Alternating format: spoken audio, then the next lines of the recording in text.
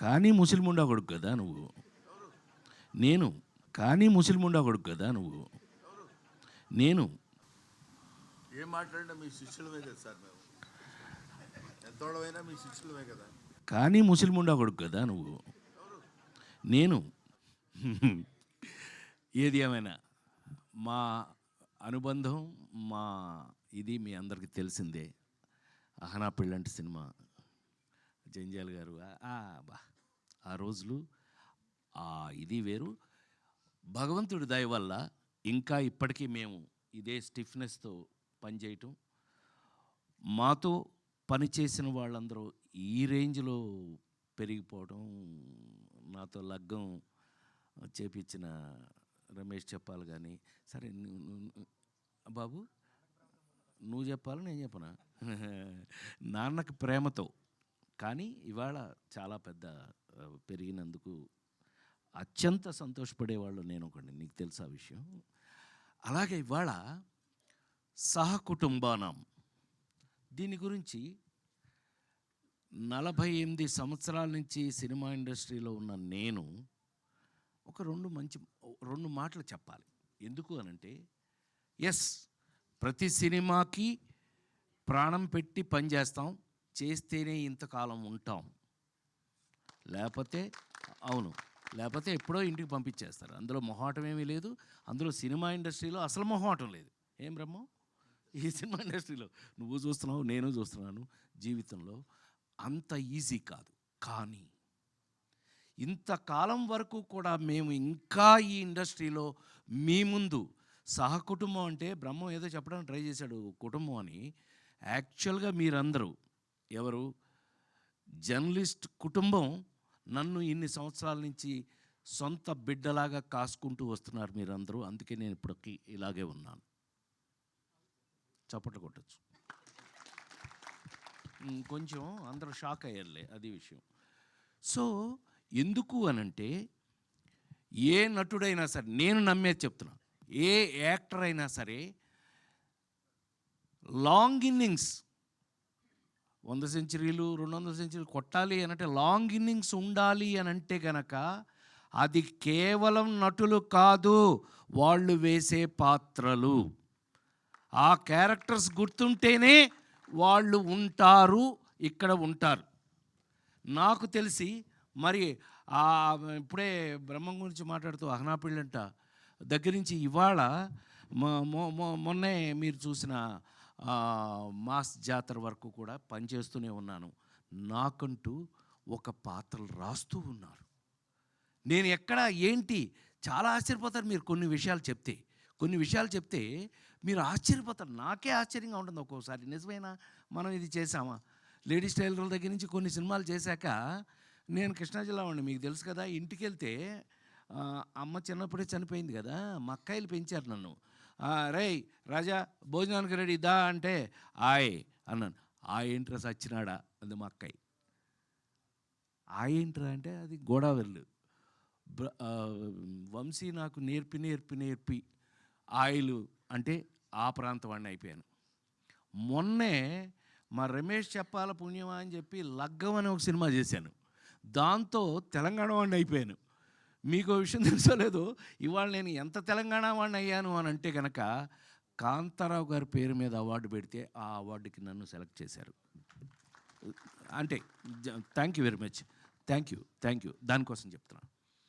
Coming to సహకుటుంబాన, ఇంతకాలంగా పనిచేస్తున్న నేను cinema ఇండస్ట్రీలో ఎప్పుడు కొత్త కథ కొత్త పాత్ర వచ్చినా అది షాకింగ్గానే ఉంటుంది నాకు. ఏం బ్రహ్మ, ఇప్పుడు నాకు అనబడేటప్పుడు నీకు అరగుండు కొట్టించింది నేను, నాకు గుర్తుండి. అంటే జంజాల గారు నాకు అప్పచెప్పి ఐ ఫీల్ ఆల్వేస్ ప్రౌడ్ అండి. తెలుగులో నాతో పనిచేసిన కమెడియన్స్ అందరూ కూడా they are all well educated అండి. ఈజ్ ఎ లెక్చరర్, మామూలుగా కాదండి. అహనా పెళ్ళంటే యాక్ట్ చేయడానికి వచ్చినప్పుడు ఈజ్ ఎ లెక్చరర్ అండి, మామూలుగా కాదండి. కాలేజీలో ఈజ్ ఎ లెవెల్. అదే చెప్తూ ఉంటే ఈ పాత్ర అది కాదులే అని చెప్పి బట్టలు పిదించి కాకి లాగు వేయించాం, అది వేరే విషయం. కానీ ఆ పాత్ర అప్పటికి ఇప్పటికీ ఎప్పటికీ గుర్తుంటుంది. సో పాత్రలు, కథలు అలా తీసుకుంటే గనక సహకుటుంబానాం కథ 48 సంవత్సరాల్లో నేను ఇంతవరకు ఎప్పుడు వినలేదు, చేయలేదు.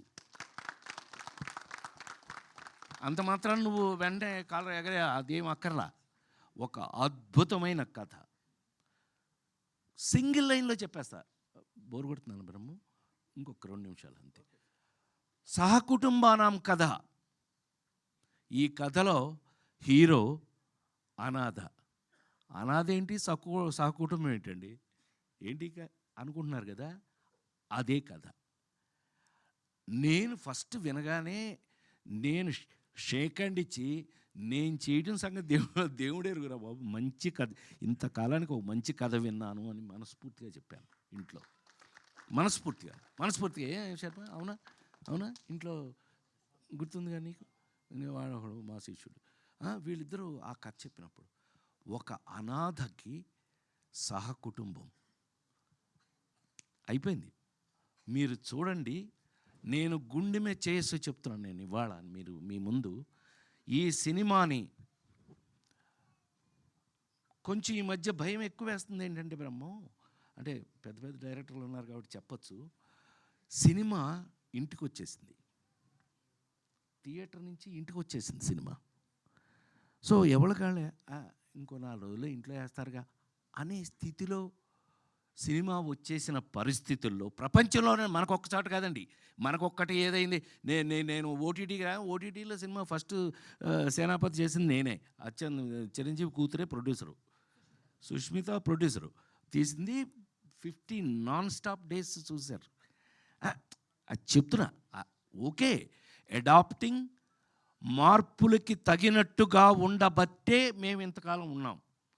మార్పులకి తగినట్టుగా అడ్జస్ట్ అవుతున్నాం కాబట్టే ఇండస్ట్రీలో ఇంకా కూడా భోజనం దొరుకుతుంది. అంటే ప్రామిస్గా ప్లీజ్ నన్ను నమ్మండి మీరు. నేను అలాగే నమ్మి ఇవాళకి కూడా షూటింగ్ దగ్గర నేను ఎలా పనిచేస్తానో అందరికీ తెలుసు. No complaints. అలాంటి పరిస్థితి లేదు అసలు. అలా ఉండకపోతే అసలు ప్రొఫెషన్లో ఉండను నేను. నాకు విశ్వవిఖ్యాత నట సార్వభౌమ నందమూరి తారక రామారావు గారి ఇంట్లో పుట్టి, ఆయనతో పెరిగి, ఆయన కనుసన్నల్లో తయారైన నేను మీ అందరికీ ఎప్పుడూ చెప్తుంటాను, నేను ప్రతి మనిషికి తల్లి, తండ్రి, గురువు, దైవం ఉంటారు. నన్ను కన్న తల్లి తండ్రిని వదిలేస్తే నా గురువు, దైవం 2 నందమూరి తారక రామారావు గారు. నన్ను తయారు చేశారు ఆయన, అలా తయారు చేశారు. ఇండస్ట్రీలో అలా ఉన్నాను, ఇప్పటికీ అలాగే ఉపయోగపడుతున్నానేమో అనే డౌట్ అప్పుడప్పుడు వస్తూ ఉంటుంది నాకు. నిజమేనా, మనం పనిచేసిన పని ఆయన దగ్గర నుంచి నేర్చుకుని, ఆయన ఎమ్మట పక్క నుండి నేర్చుకుని ఇవాళకి మనం పనికొస్తున్నామా అంటే సహకుటుంబానాం లాంటి సినిమాల్లో నాకు ఇచ్చిన పాత్ర, నేను అదే చెప్పానే, ఒక అనాథ, వాడికి కుటుంబం అంటే తల్లి, తండ్రి, అన్న, తమ్ముడు అన్నీ కలిపితేనే కదా కుటుంబం. ఈ సినిమాలో నేను తండ్రిని. ఎలా తండ్రిని అయ్యాను ఏంటి, అది కామెడీయా, సీరియసా? ఆ 4 సినిమాలు చూసిన మీ అందరూ మన రాజేంద్ర ప్రసాద్ గారు ఏదైనా చేస్తాడే, అలా కాదు, మా బ్రహ్మం చెప్పినట్టు అలా కాదు. కానీ ఛాలెంజ్లు ఉన్నాయి ఇందులో. ఇప్పుడు బ్రహ్మం వచ్చాడు అని అంటే ఒక బ్రాండ్. బ్రహ్మం వచ్చాడు అనగానే బాట్ మేడం థియేటరు, అది ఎలా ఉపయోగించుకుంటారు వాళ్ళు అనేది వాళ్ళ మీద ఆధారపడి ఉంటుంది, ఎవరు ఆ డిపార్ట్మెంట్ మీద ఆధారపడి ఉంటుంది, అతను ఎలా ఉపయోగించు. అలాగా ఈ రోజున నాకు ఒక రెస్పాన్సిబిలిటీ యాక్టర్కి ఉంటే గనక, ఈ సినిమాలో నేను చేసిన క్యారెక్టరు నాకు ఒక పెద్ద పరీక్ష అయ్యింది అని మీ అందరి ముందు సవినయంగా మనవి చేస్తూ, ఇది ఒక పెద్ద పరీక్ష ఈ సినిమాలో.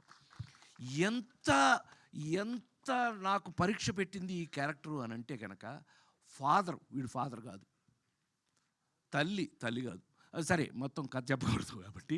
ఎనీవే, అనాథ అనగానే వీళ్ళందరూ ఫ్యామిలీ ఉందనగానే ఎంతో కొంత మేము కూడా ఆలోచిస్తామండి, మీరే కాదు.